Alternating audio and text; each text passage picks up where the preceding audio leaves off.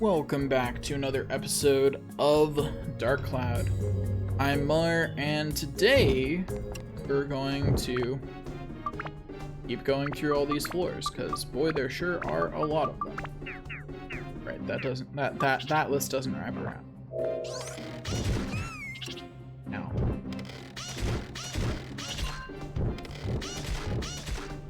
I feel like there's a moon pun in here somewhere, but it's just not coming to me. But I know it exists, right? Like I can feel it. I can feel that it's there. It's just not coming.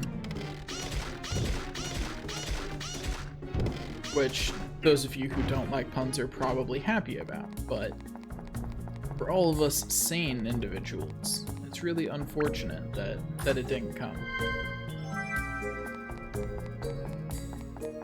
Anyway, so I said this episode I would talk about Nintendo.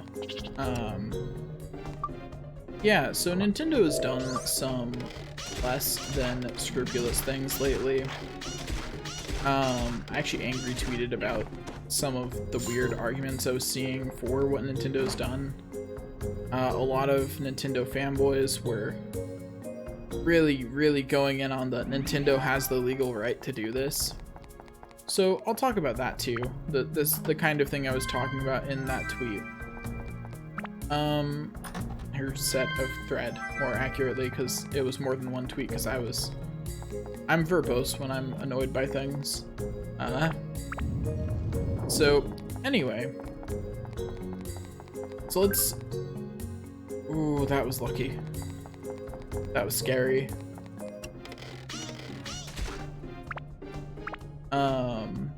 Anyway, so as I was saying, so let's talk about what Nintendo has done. Let's talk about their recent track record. So, on this most sucky of years, 2020, in case you've been living under a rock, has been pretty bad, right? Like, it's been a bad year all around, and we're all just really happy that it's about to be over, you know? So on this bad year of all years, the Smash community had gotten together to have an online tournament that was going to be streamed, right? Because, you know, we can't have in-person tournaments this year, so we're going to do the best we can to have an online one. And so someone made a something called Slippy earlier this year, which is effectively, to be specific about what it is because it'll be important later, it's an add-on to GameCube emulators.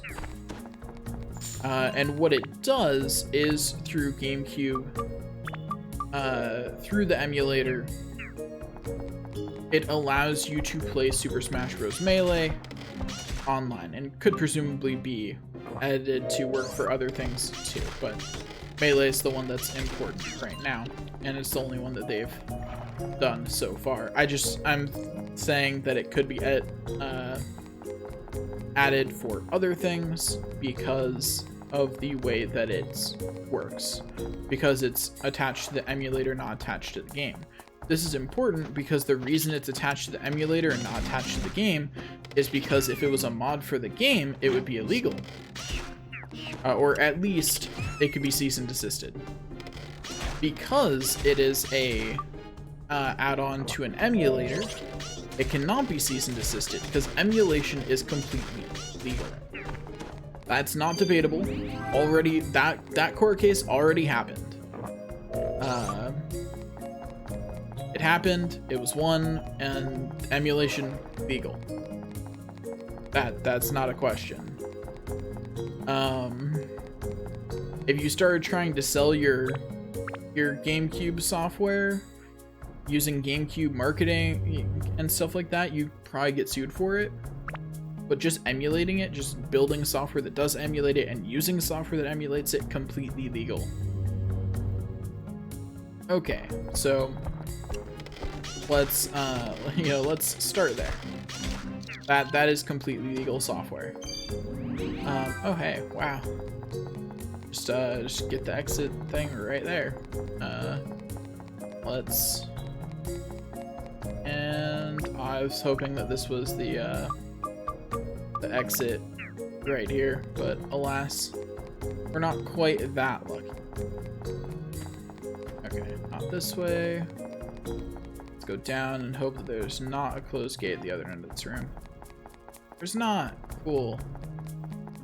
Really unfortunate that on a floor where the first enemy is the one that drops it, it's that far away.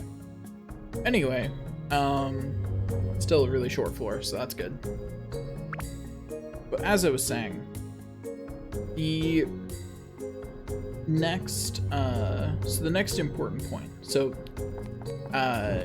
what was going to happen at this tournament that was being hosted, which, let's remember that Nintendo does not involve themselves with any part of the Smash community. They have never supported Smash as a competitive game, and they have before taken action to prevent Smash from being a competitive game, despite, may I add, here's where it gets scummy. So Smash, YouTube, and like the competitive scene for Smash has a lot of influencers in it. A lot of people who play Smash pay attention to the competitive scene of it. And Nintendo profits off of this. This isn't something where they don't profit off of it. Like, for example, a lot of influencers, people who played Smash 4 were asked to come and play Smash Ultimate and make videos about it of the day of its release as marketing. And, you know, they all did that. I don't know how much, if any, like, they were paid for that marketing. I have no idea what their contracts look like. But what I'm trying to get at here is that this isn't something where Nintendo is like, oh, this is an annoying community that we don't benefit from at all. They actively benefit from this community. This community actively makes Nintendo money and helps sell their new Smash games whenever they come out.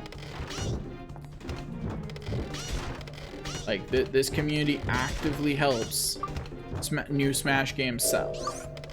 They are a driving force behind sales. And all you need to know to prove that is to know that a lot of YouTubers with very large followings started in Smash, and that was their main thing for a long time.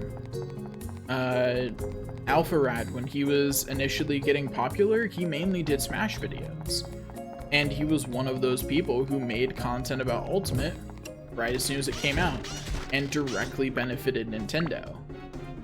And while he doesn't really play competitively, he has been a what are they called? A commentator, there we go, for various tournaments, and he's hosted events himself, you know, more casual events, because that's more the kind of Smash that he likes, I guess. I don't know. I'm guessing that's why he hosted an items tournament, was because that's the mode that he prefers. Either that or he was just like, this should exist, so he went and did it. I don't know. I'm digressing. So Nintendo actively benefits from this community. Like, it's not a small benefit either. This community is also how they do a lot of things. They get a lot of benefit from this community, and these are diehard Nintendo fans who likely buy a lot of their Nintendo games. Like, this is a lot of people in my generation pay attention to this scene and watch it. Like, this is a large amount of people. It's not a small scene. So, at least for gaming competitive scenes anyway. So, Nintendo had this scene, and they've never really supported it, and that's fine. They don't have to. I just would, like, they just need to actively not mess it up. Like, that's what, at this point, that's what the community really wants from Nintendo. is for Nintendo to stop getting in the way of what they're doing. Like, fine, if you're not going to support us, don't support us. Stop getting in the way of us trying to enjoy your game. So, the reason I brought up Slippi and the tournament is because Nintendo cease and desisted the entire tournament over the use of Slippi there. And you might be saying, well, it's a mod. Well, but no, it's actually not. It doesn't modify the code of Melee at all. It modifies purely on the emulator side, which is completely legal, and Nintendo has the legal right to cease and desist any tournament, but to do it over Slippi is to say they don't care whether Slippi itself is legal or not. Because if they could cease and desist Slippi, they already would have. But they can't, because it's an emulator thing. Slippi is not illegal. The two reasons that Nintendo gave for cease and desisting the tournament, the two publicly available reasons I'm aware of, at least. Also, hey, oops, I'm just about to have stamina potions. Gonna have to be a little more sparing with those, I guess.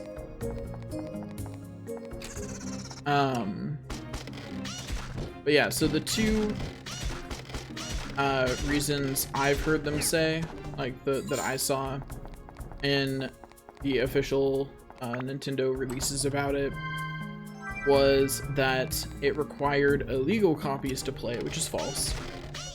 And the reason why I say that's false is because archival copies are, again, legal. That's allowed. You can do that. Oh, whoops. And that's why I have stand-in powder. So that way if I forget to put revival powder up there, I don't just get kicked out of the dungeon. I don't know why I went left there when I just needed to get to Xiao and she was positioned over.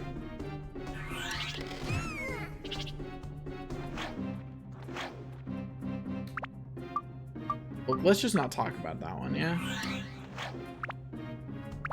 Like, let's just let that one go by, you know? Look, I've been getting revival powders anyway, so it's fine. You know what? Xiao's already thirsty, so I can just use a mellow banana.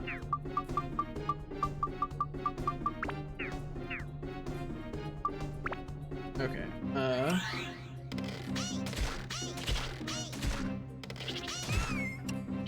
Ow. Okay. Crescent Barons I'm going to need stamina potions against. They are too strong for me. No, they're too strong. Also, man, feels like there's more of those chests in the last few,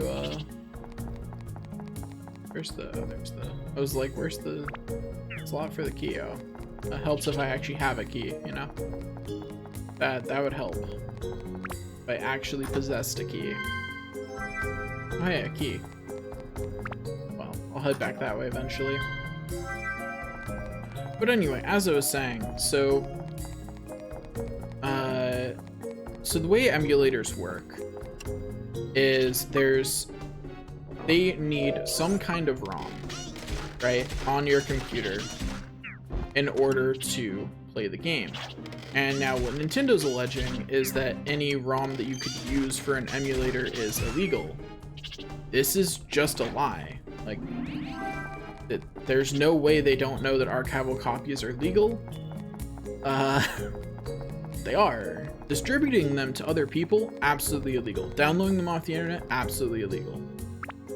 Having them, not illegal. So long as you own the game and you make that copy from your copy of the game, completely legal.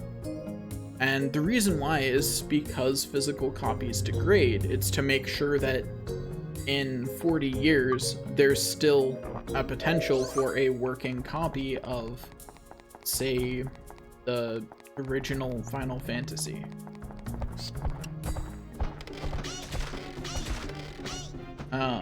Because you paid for it, you are allowed to make an archival copy of it. And this is, for the record, also how movies and other media work, because video games don't get their own laws, we just borrow from other media despite having vastly different ways of operating. Let's not get into that. Let's not get into how outdated our copyright law is in the United States. Let's just move on. So in the United States, neither of those things is illegal. As far as I know, they're not illegal in Japan either. And even if they were, in this case, it wouldn't matter.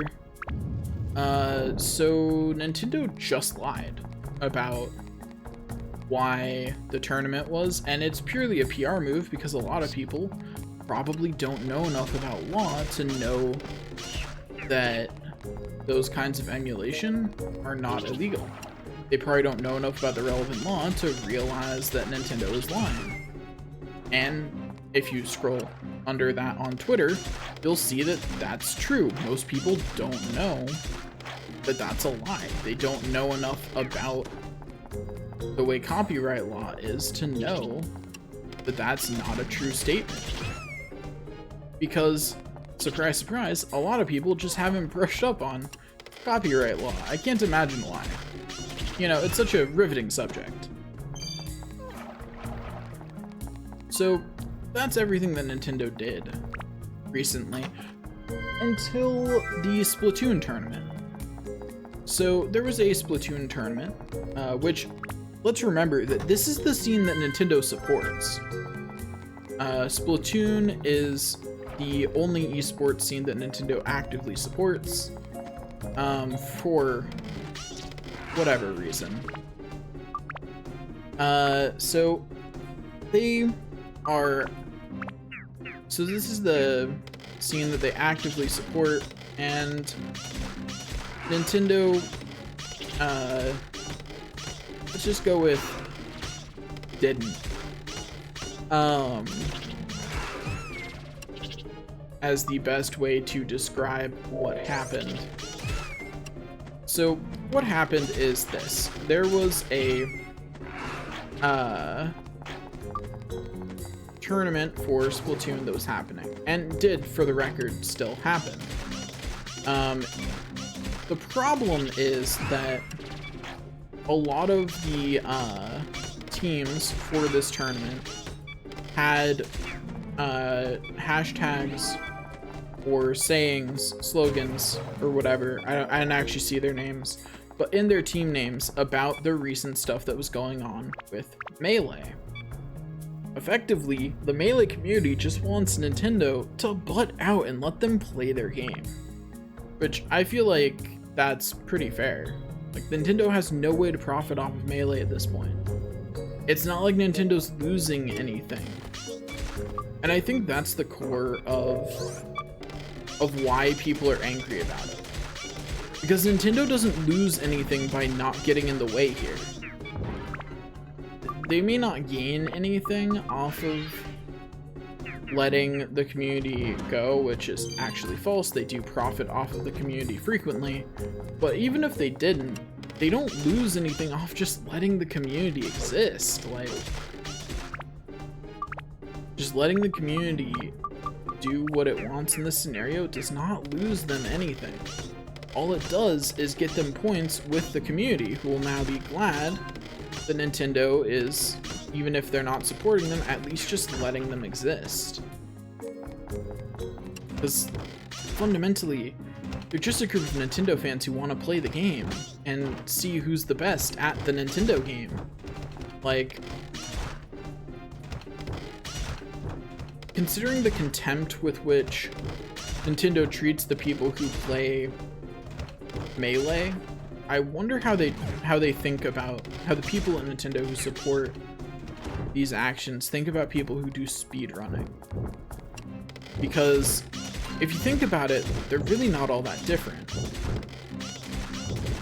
Because one is about showing how good you are at the game, and the other is about competing with others to show how good you are at the game. Those really aren't very different.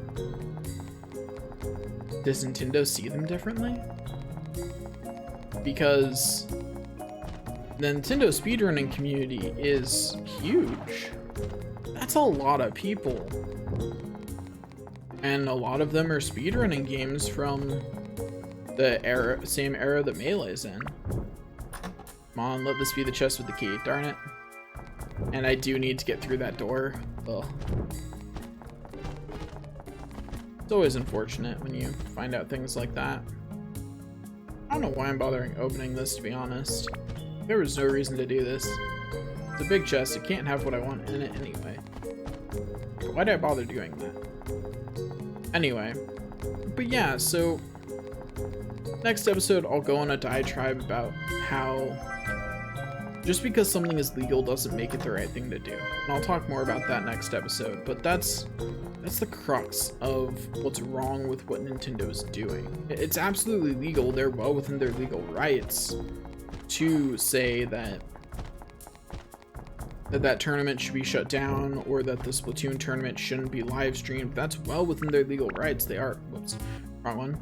They're ultimately the right holders for those properties. But that doesn't make it a good move or a smart thing to do. Anyway, thanks for watching and I'll see you guys next time.